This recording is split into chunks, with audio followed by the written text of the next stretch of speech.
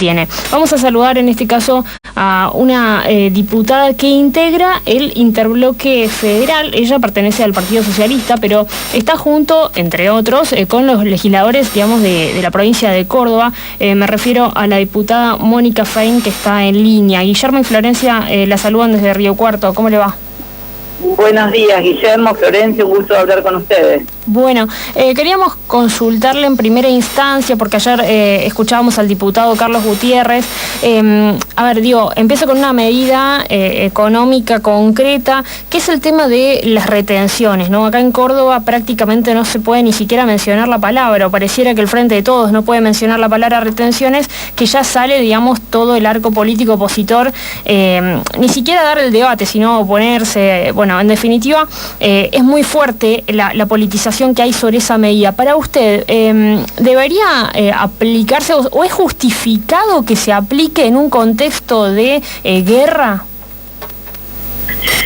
Florencia, el gobierno nacional ha perdido algo fundamental para el que gobierna, que es la confianza.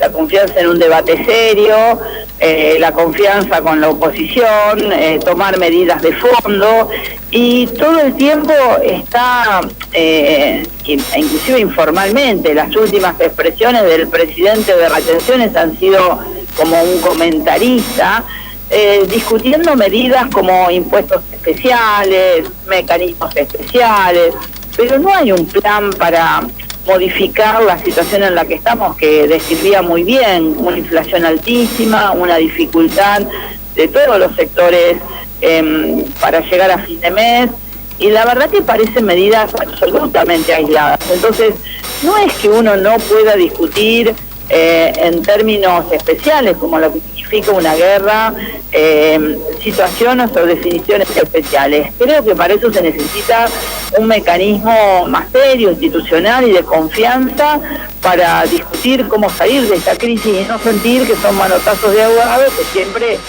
intentan, sin ir al fondo de la cuestión, sin modificar la situación en la que estamos, obtener más recursos, y solo eso. Entonces me parece que hay se circunscribe a retenciones sí más o no. Yo creo que es muy difícil modificar hoy retenciones si no existe un plan de parte del gobierno que convoque a los sectores y que demuestre que hay un plan económico para bajar la inflación que tenemos y garantizar que todos los sectores tengan alimentos, que es el desafío más grande que tenemos. Bueno, y eso, ¿no? Porque, digamos, la ciudadanía lo que pide, obviamente, más hoy en día es soluciones concretas, digamos, más allá de las abstracciones o de frases que son, poco visibles, ¿no? Esto de plan económico, perfecto. Ahora, ¿qué implica ese plan económico? Y usted habló de tomar medidas de fondo. ¿Cuáles serían? Bueno, el gobierno nacional no está planteando ninguna medida. La verdad que todo lo que vemos es que, salvo el control de precios, que ha tenido un fracaso, no hay una serie de medidas que se estén tomando desde la macroeconomía para estabilizar. Es más, yo creo que la inflación le viene bien al gobierno nacional, se está financiando por la inflación, porque lo que va perdiendo poder adquisitivo es los salarios, pero las recaudaciones, producto de la inflación, siguen aumentando. Entonces, yo creo que hay que sentarse alrededor de una mesa, ojalá seamos convocados para eso, y discutir una serie de medidas acordadas que se sostengan en el tiempo para, el primero que tiene que convocar obviamente es el gobierno nacional, no buscando siempre atajos como el dinero fugado o volver a poner nuevos impuestos, sino generando una mesa de discusión que garantice, la estabilidad en términos económicos. Me parece que esa decisión del gobierno nacional no está, y entonces la oposición, lamentablemente, porque creo que todos vivimos en la misma incertidumbre, actúa en contrario, ¿no? No estamos de acuerdo con las medidas que están. Pero bueno, ¿qué es lo que nos tendríamos que poner de acuerdo para salir de esta crisis?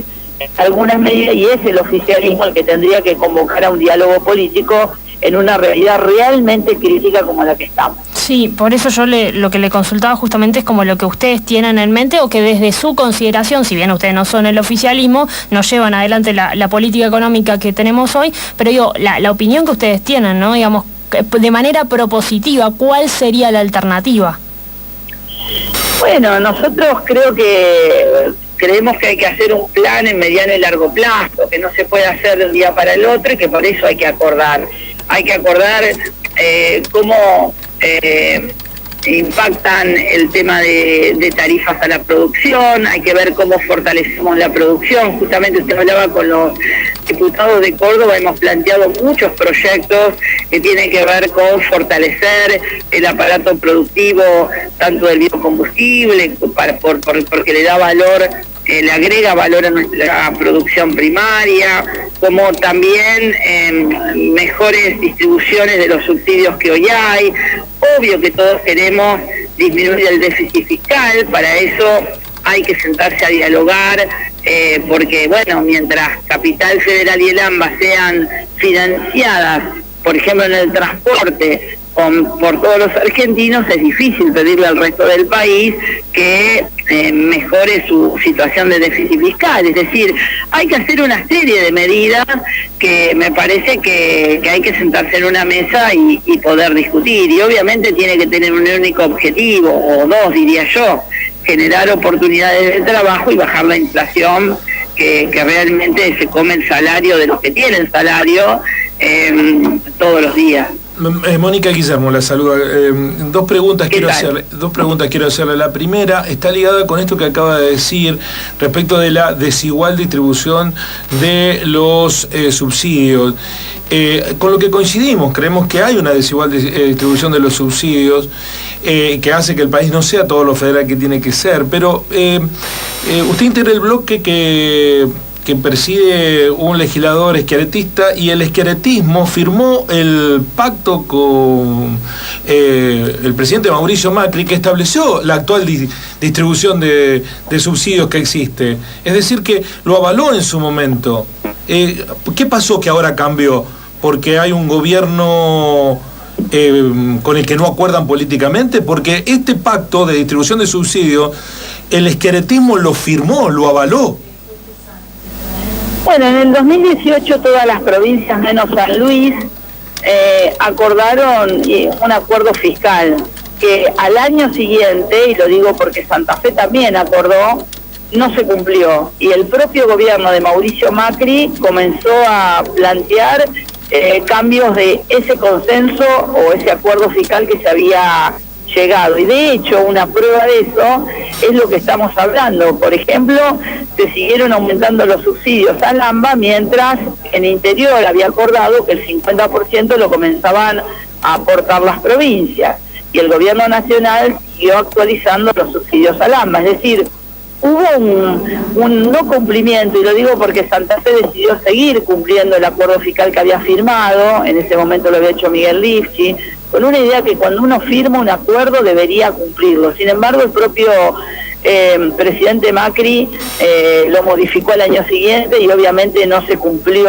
en ninguna de los términos en que se acordó. Entonces, ¿qué hizo el gobierno nacional? Siguió fomentando esta profunda inequidad que tiene. Es decir, hoy el Capital Federal y el AMBA están recibiendo el 88% de los subsidios contra el 12% de todo el interior del país. Sí, que coincidimos con ustedes en esa desigualdad. Lo raro es que no le hayan planteado esto a Macri, ¿no? Que a Macri no se lo hayan reprochado públicamente, que no se haya, por lo menos en la provincia de Córdoba, no conozco el detalle de lo que ha sucedido en Santa Fe, que a Macri no lo hayan denunciado por esto y que hoy no lo critiquen por esto también.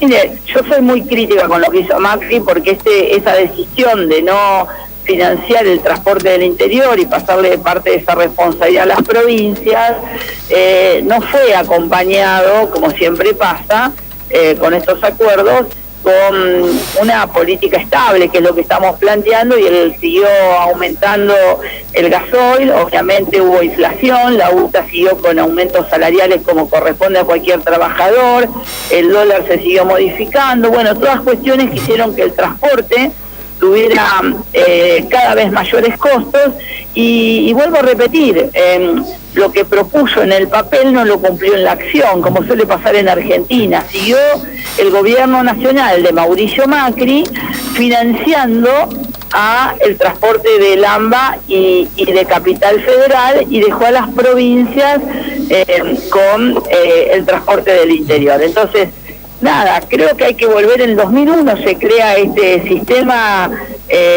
integral de transporte automotor, un recurso que era equitativo para todas las provincias, y se va deformando con el tiempo, y obviamente ahora hay una profunda inequidad. Pero que usted se veía en este primer trimestre, el interior recibió 5.800 millones, y la jurisdicción nacional, que significa Capital Federal, y el Gran Buenos Aires, 42.000 millones. Es decir, y casi estamos hablando de un número de unidades de colectivos similares o levemente superior en el AMBA. Bueno, hay una inequidad que hay que resolver.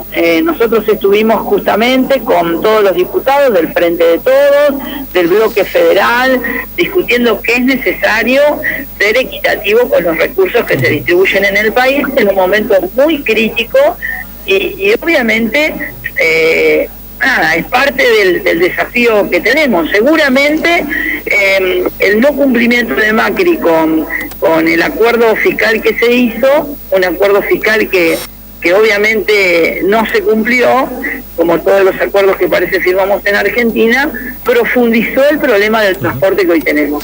Y finalmente, de mi parte, quiero revisitar una pregunta que le hizo mi compañera Florencia respecto de la cuestión de qué proponer. Hay 30 países en el mundo que han decidido limitar o suspender exportaciones porque estamos en una situación excepcional de guerra. Usted acaba de decir que no está de acuerdo ni que se aumenten las retenciones, ni que se suspendan las exportaciones. Usted preside el partido... No he dicho eso. Déjeme cerrarle la pregunta y después me la responde, diputada. Usted preside el Partido Socialista y está en un espacio que más bien propone el funcionamiento de la teoría del derrame, que es el ABC capitalista. ¿No hay una contradicción allí? No, nunca he dicho eso, no he dicho que estoy en desacuerdo con las retenciones ni que se modifiquen. He dicho que se necesita confianza y un plan para poder modificar algunos impuestos.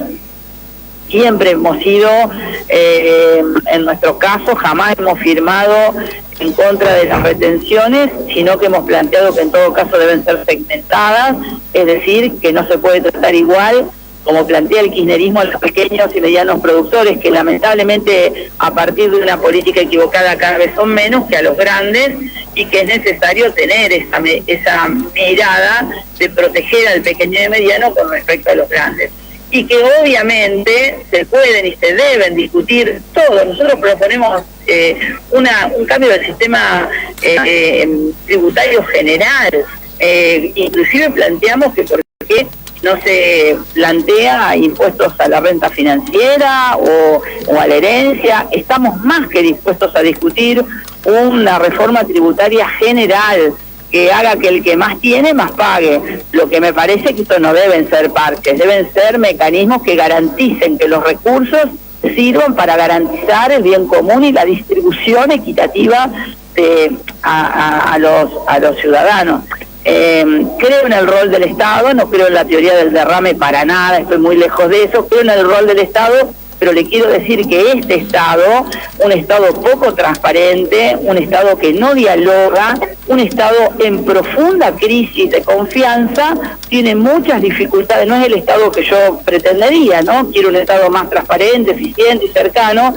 Tiene dificultades para encontrar una mesa de diálogo por la improvisación permanente que tiene en su política económica. Ese es el problema que tenemos. Bien. La falta de confianza y la improvisación. Después, desde el socialismo estamos siempre dispuestos a discutir una reforma tributaria integral, donde obviamente creemos que quien más capacidad de aporte tiene, más tiene que aportar en un sistema tributario serio. Estamos muy fuera de tiempo porque tenemos otras notas, pero me interesa consultarle, Mónica, por último, así un ping-pong sobre dos proyectos, porque además de los comentarios sobre la realidad, usted, como todos los diputados y senadores, decide. El proyecto contra los evasores, que ya tiene media sanción del Senado, eso por un lado, si a favor o en contra, y la renta extraordinaria que va a mandar supuestamente el gobierno, en caso de que lo envíe, también, ¿cómo va a votar? Todo lo que envíe lo vamos a estudiar. Por supuesto que nosotros apoyamos